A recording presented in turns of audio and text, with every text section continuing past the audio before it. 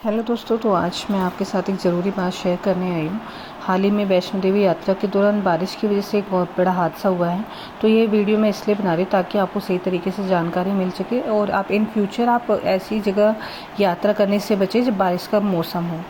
तो जैसा आप सभी ने सुना होगा कि तेज़ बारिश की वजह से पहाड़ों से भी पानी बह रहा था, मिट्टी बहने लगी वहाँ पे, साथ ही रास्तों में फिसलन हो गई थी। भारी बारिश, इतनी ज़्यादा बारिश थी कि मतलब वहाँ पे निकलना ही मुश्किल था। यात्रियों को निकलने में भी बहुत दिक्कत कर रही थी और कुछ जगह पे तो इतनी भीड़ की वजह से ना हालात इतने ज़्यादा मुश्किल हो गए थे कि लोग वहाँ पे फंस कर रह गए। तो मेरा मकसद यहाँ पे किसी को डराना नहीं है, बल्कि आपको सावधान करना है। वैष्णो देवी हो या कोई भी पहाड़ी एरिया हो, तो जाते समय पहले मौसम का ज़रूर चेक कर लें कि कैसा मौसम है। और इतना तो आजकल हर किसी को अलर्ट किया गया है कि अभी सेफ़ नहीं है। आप अभी बारिश में तो स्पेशली आप अवॉइड कीजिए।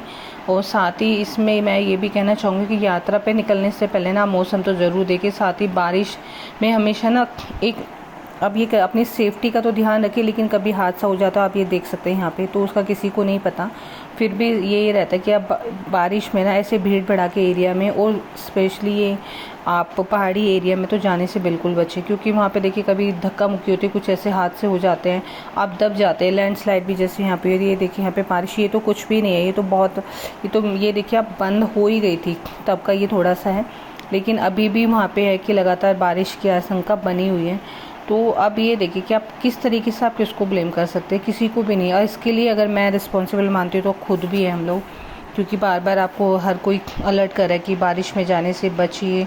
और जैसे जम्मू कश्मीर त्रिकुटा पहाड़ियों में भी बहुत ज़्यादा बारिश की वजह से तबाही हुई है, और उससे बहुत सारे और भी जो जितने भी तीर्थयात्री मार्ग है वो सब भी बहुत ज़्यादा इफ़ेक्ट हुए हैं।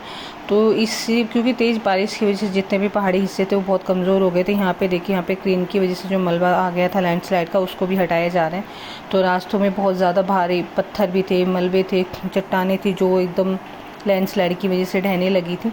और इस हादसे में जो अभी हमने सुना था कि हालांकि 30 लोगों की मौत हो गई है, हो सकता है कि कम हो या ज़्यादा हो, बट ये जो नॉर्मल ये भी सुना है, और बढ़कर 30 से 38 तक आई थिंक ये भी पहुंच गई है। तो अभी यात्रा भी जो है वो भी रोक दी गई है। तो जितने भी तीर्थ यात्रा संबंधित जो भी मार्ग थे, जैसे बस था, ट्रेन थी, सब अभी बंद कर दी गई है, रद्द किया हुआ है सारी चीज़ों को। और अभी वहाँ पे नेटवर्क का भी इशू जो सुनने में आ रहा है।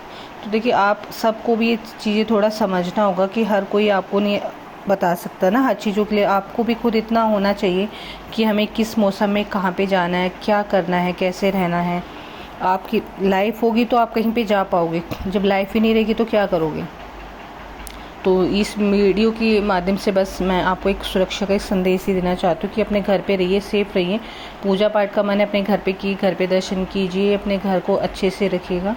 और अपने घर वालों के साथ, अगर आप ऐसी जगह जाओगे ना तो आप ही अपने घर वालों के साथ रह पाओगे, ना घर वाले आपके साथ रह पाएंगे। क्योंकि इस हादसे में देखो कितने लोगों ने अपनी फैमिली को गंवा दिया है, कितनों की जान चली गई है, कितने लोग फंसे हुए हैं अभी यहाँ पे थोड़े कर करके लोगों को निकाल रहे हैं। तो देखो, आपको भी इन चीज़ों के लिए थोड़ा सा समझना होगा कि अपनी सेफ्टी कैसे हमें रखनी है। तो रिक्वेस्ट है कि आप सब ऐसी जगह जाने से बचिए, घर पे रहिए सेफ्टी के साथ में, जिससे कि आप अपने परिवार के साथ अपना जीवन अच्छे से जी सकते हैं।